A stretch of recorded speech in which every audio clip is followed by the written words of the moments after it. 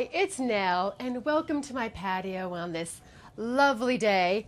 I am surrounded by plants I love because I want to tell you how to take care of Sansevierias, aka snake plants, sometimes called mother-in-law tongue, bowstring hemp. I consider them to be diehard houseplants. So I'm going to tell you how to care for them.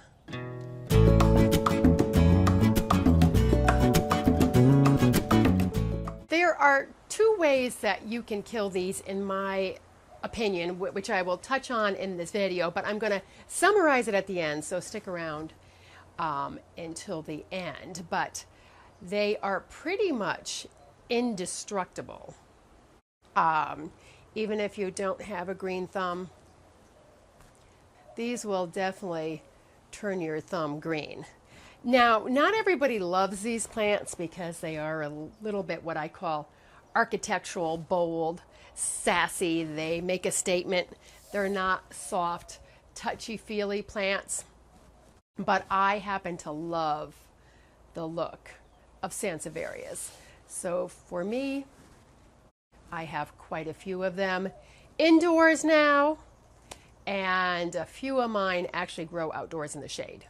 In Santa Barbara, I grew them outdoors in my garden a lot. I lived about 7 blocks away from the ocean, and they did fine there. I didn't have any in my home because I went through this phase for like many years where I didn't want any houseplants, and now I'm like really into houseplants again. So I have quite a few of them. These are only a couple of the Sansevierias I have, or 4 of them. But I really love them, and for me, it's a plant that I will probably get more of because here in the desert where I live now, they're a very easy plant to take care of because they can handle the dry air and they can go dry. Now, they come in many different forms, I guess you would call it. There's flat leaf, there's cylindrical or round leaf, there's more of the concave leaf, there's ones that are dwarf, or the bird's nest variety. There's ones that get tall, like the Fasciata here gets about 4 feet tall.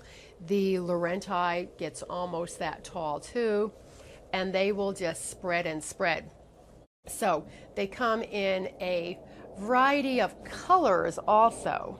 So you can get a silverish, you can get yellow, you can get chartreuse, you can get dark green, you can get a white one too, and everything in between those. Oh, and they also come with wavy edges. There's a variety or two that have that, and there's also the cylindrical ones, the round ones, they braid. So you can get those in these wild and crazy shapes. And these are evergreen perennials. But what you should know about these is they are very long-lived, unlike some houseplants that don't have nearly as long a lifespan. These you will have for a long time. On to watering, because even though this is a very easy plant to maintain, it does need water, but I have 3 words for you on it. Easy does it.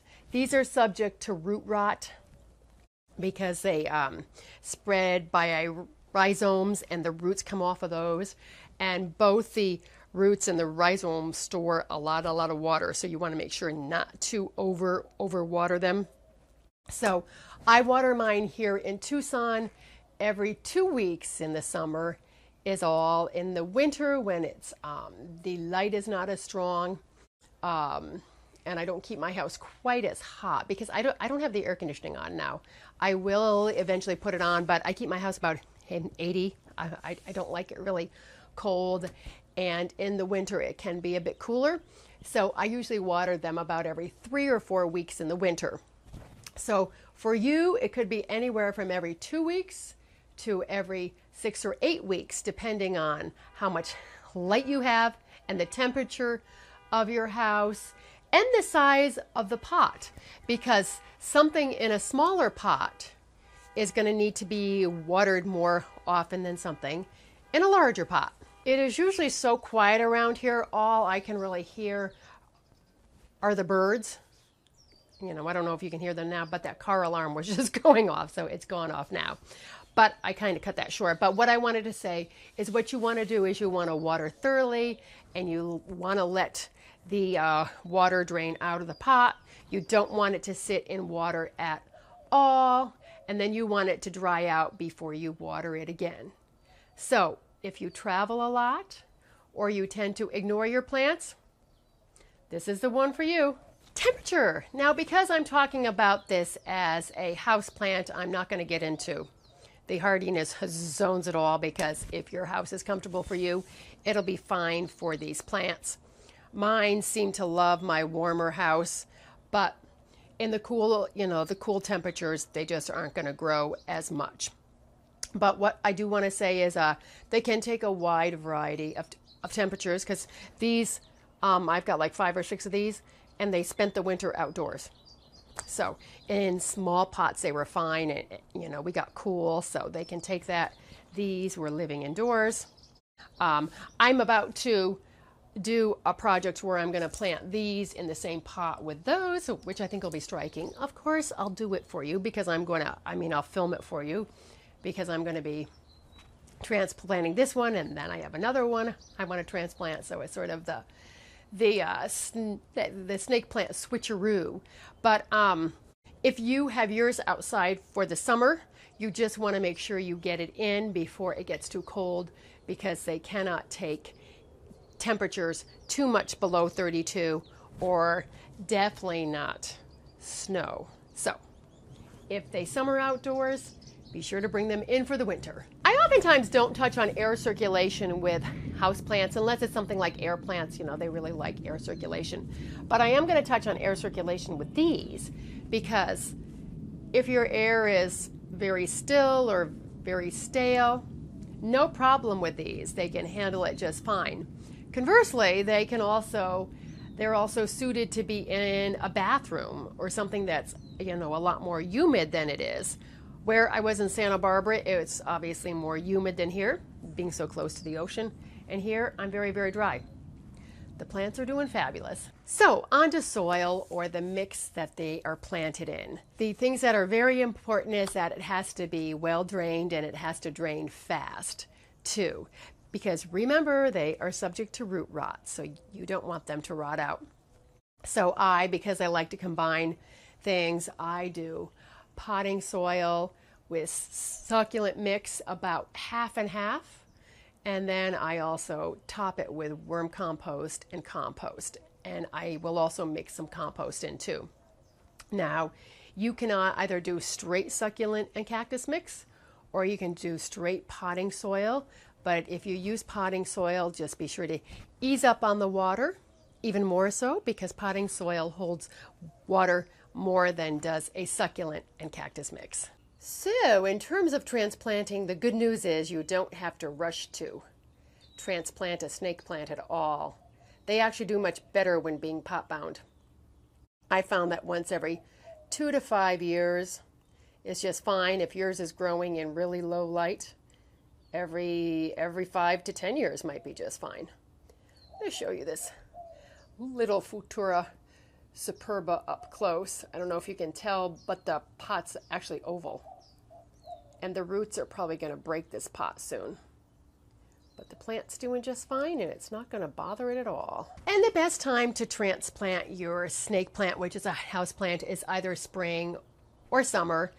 The winter, the roots like to rest, so it is not the best time to transplant.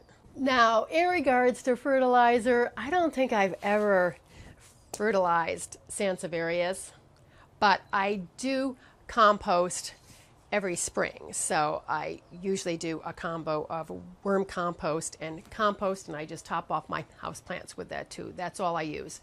But you could use a balanced liquid organic fertilizer, would be just fine for it. And you would want to do it once in the spring, would probably do it. If you feel it needs more, do it in the summer too, but don't fertilize in the fall into winter, because as I just said, the plant is going to be resting at that time.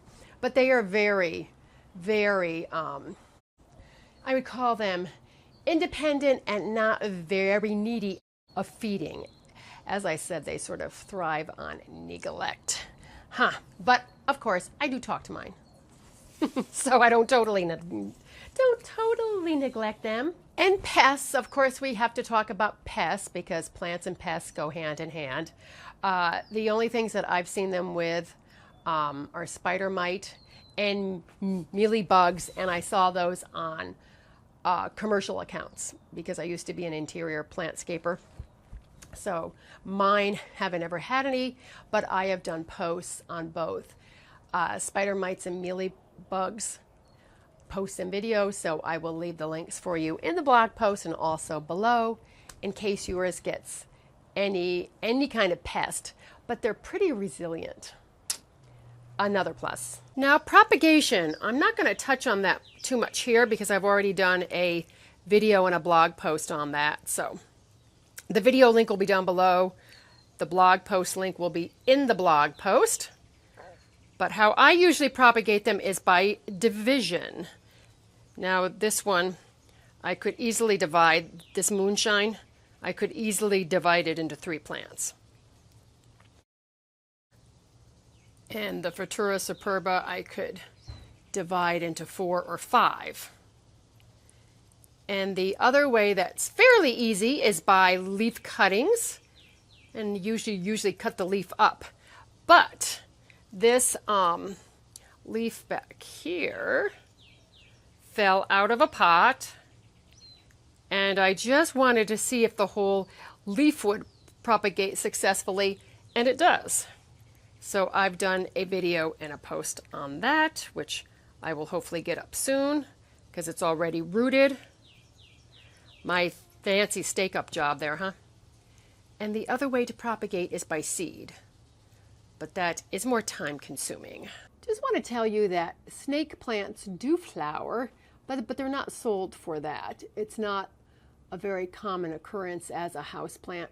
You might have it for years and years and years and you see a flower. It flowers one year and then it doesn't flower again. It's not a regular thing. But they're either whitish or greenish and they're very sweet smelling. I have a picture of a Sansevieria flower in the blog post, and I had this variety here, the trifasciata, in my Santa Barbara garden would flower like every other year, and it's very, very sweet smelling.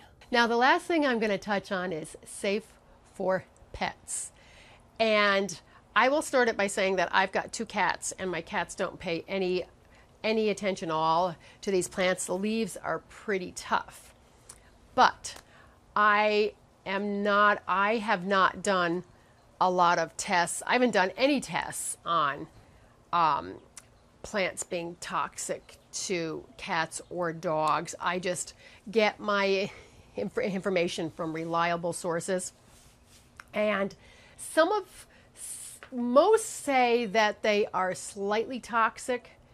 There are a few that say they can kill an animal. I don't know.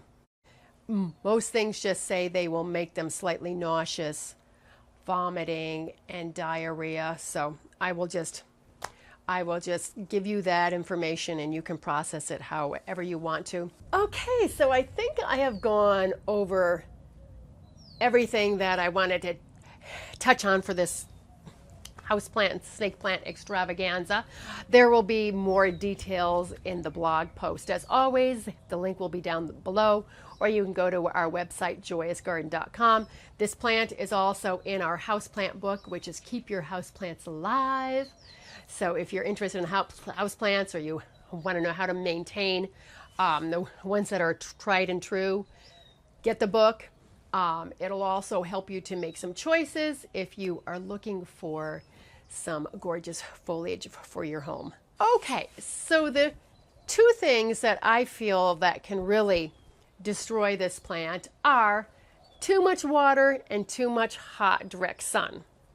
Now, most people don't have like the hot sun, direct sun issue in their homes. I found that more, you know, I know people have the lower lights, so that's easy. But the overwatering, just be really, really careful when you water this plant, not to kill it with kindness. And if you just remember those two things, this plant will be fine. So I hope you have found this video about growing Sansevierias, aka snake plants, as house plants to be helpful. I find them easy as can be. I've also grown them outdoors, and I've done a post about that, so I will leave the link down below. I think there's a video that goes along with that too. So that'll be down below and also in the blog post. But I thank you for all your likes and your subscribes. I really appreciate them. I have a lot more videos coming your way. Quite a few things on houseplants, sprinkled in with some garden stuff too, of course. And let's get out in the garden, speaking of garden, and make our gardens a more beautiful place, whether they are outdoor gardens or they are indoor gardens. As always, I thank you so much for watching. Bye.